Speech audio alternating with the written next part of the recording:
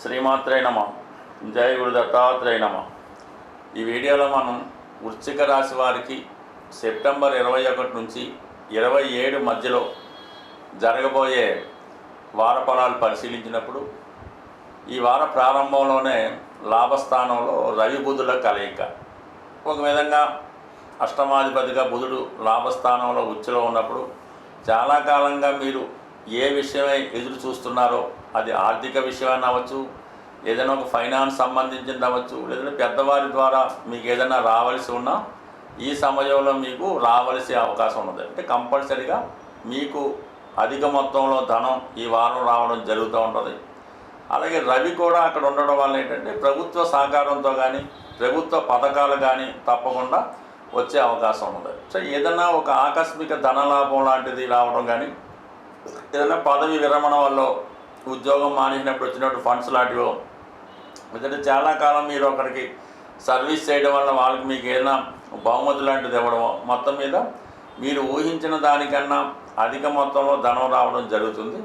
అలాగే ఎవరైనా ప్రభుత్వ ఉద్యోగం కొరకు కానీ, ప్రభుత్వంలో రాజకీయ రంగంలో ఉన్న వాళ్ళకి ఏదైనా నామినేటెడ్ పోస్ట్ కానీ, ఏదైనా నిరుద్యోగులుగా ఉన్న వాళ్ళకి ఏదో ఒక ఉద్యోగ అవకాశాలు, ఆదాయ వనరులు ఈ వారం నాడు ఏర్పడడం జరుగుతూ ఉంటుంది.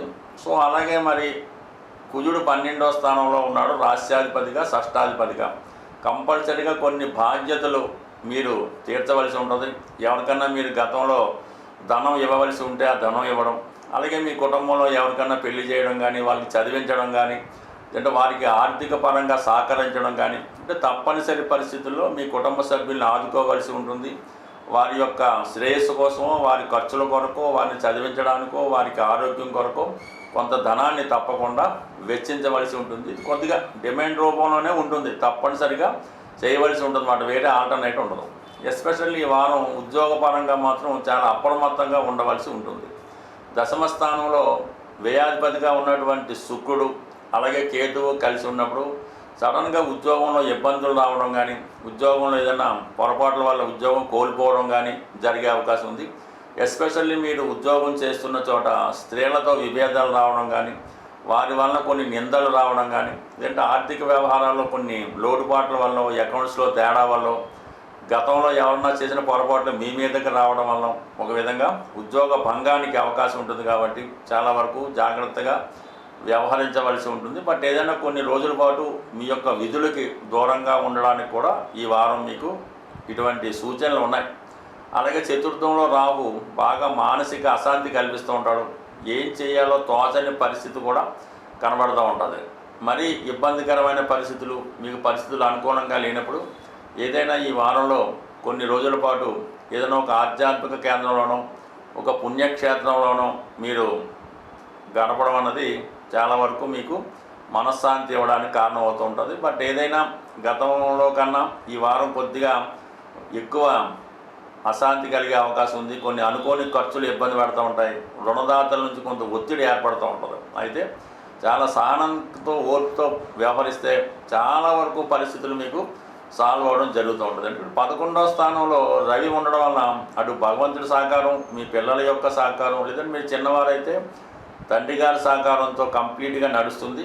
అలాగే శని యొక్క దృష్టి లాభస్థానంలో ఉండడం వల్ల ఉద్యోగంలో ఇబ్బందులు ఏవైనా ఉన్నప్పుడు కూడా అవి టెంపరీగా ఉంటాయని గుర్తించాలి తప్ప ఏవో జీవితాంతం అలా ఉండాలనుకోకూడదు. బట్ కొత్త ఉద్యోగ ప్రయత్నాలు ఫలిస్తాయి. ఉన్న ఉద్యోగంలో సమస్యలు ఉన్నా కూడా అవి సాల్వ్ అయ్యే అవకాశం ఉంటుంది. బట్ కొద్దిగా ఓర్పుతో సహనంతో వ్యవహరిస్తే అన్నీ సెటిల్ అయ్యే అవకాశం ఉంటుంది. స్వస్తి. మనకి ఈ వారం ప్రధానంగా ప్రారంభం రోజు అమావాస్య ఉంటూ మర్నాడు నుంచి ఆశ్వీజ మాసం దసరా ప్రారంభమవుతుంది. కాబట్టి ఎవరైతే జీవితంలో మనం ఇంకా ఏమీ చేయలేం, అటు వ్యాపారం నట్టడం లేదు, ఏ ప్రయత్నము నెరవేరడం లేదు అనుకున్న వాళ్ళకి మళ్ళా మీ జీవితాన్ని తిరిగి ప్రారంభించడానికి ఇది చాలా అనుకూలమైనటువంటి సమయం అన్నది మీకు స్టార్ట్ అవుతుంది. సో ఆ కారణం వల్ల ఏం చేస్తారంటే మీరు ఒక వ్యాపార సంస్థ నిర్వహిస్తుంటే కంప్లీట్గా ఒక 5 రోజులు, కుదరకపోతే 3 రోజులు, కుదిరితే ఇంచుమించుగా ఒక వారం రోజులు కంప్లీట్గా క్లోజ్ చేసేయడం బెటర్. అంటే మీ స్టాఫ్కి అది సెలవు ఇచ్చేసి మీ కార్యకలాపాలన్నీ క్లోజ్ చేసి దాన్ని శుభ్రంగా, అది వాస్తుపరంగా ఉన్నటువంటి మార్పులు అయితేనే, మిగతా పార్ట్నర్స్ వల్ల స్టాఫ్ల వల్ల వస్తేనే, అంటే ఎవరు అవసరం అయితే వాళ్ళని ఉంచుకోవడం, ఎవరిది అవసరం లేదంటే వాళ్ళని పక్కన పెట్టడం. అలాగే మీ యొక్క సంస్థలోనూ మీ యొక్క గృహంలోనూ వేస్ట్ మెటీరియల్ మనకి ఇవి ఉపయోగపడవు, ఇవి ఇంకా పని చేయవు అంటే ఏదైనా ఒక వస్తువు ఒక సంవత్సరం పాటు దాని ఉపయోగం లేదనుకుంటే కంప్లీట్గా దాన్ని మనం డిస్పోజ్ చేయవలసి ఉంటుంది. అంటే ఎవరికో ఒకరికి ఇవ్వడం కానీ బయట పారేయడం కానీ చేయవలసి ఉంటుంది. ఈ విధంగా ముఖ్యంగా పాత ఇనప సామాన్లు ఇరిగిపోయి అలాంటివి ఇంట్లో కూడా ఖచ్చితంగా అంతా కూడా బయట పారేయండి. ఆఫీస్లో కూడా మొత్తం అంతా క్లీన్ చేసి పెట్టుకోండి. క్లీన్ చేసుకొని చక్కగా తిరిగి మీరు ఏ వ్యాపారంలో ఉన్నా మరి అక్టోబర్ 2వ తారీఖు విజయదశమి రోజు మళ్ళా తిరిగి ప్రారంభించండి మీ వ్యాపార కార్యకలాపాలు. కొత్త అకౌంట్స్ బుక్స్ పెట్టుకోండి, కొత్తగా అన్నీ సరి చేసుకొని అక్కడి నుంచి స్టార్ట్ చేస్తే తిరిగి మళ్ళా మీ యొక్క వ్యాపారం అనేది పుంజుకోవడం జరుగుతూ ఉంటుంది. ఏదైనా పాతే మాత్రం 100% వదులుకోండి.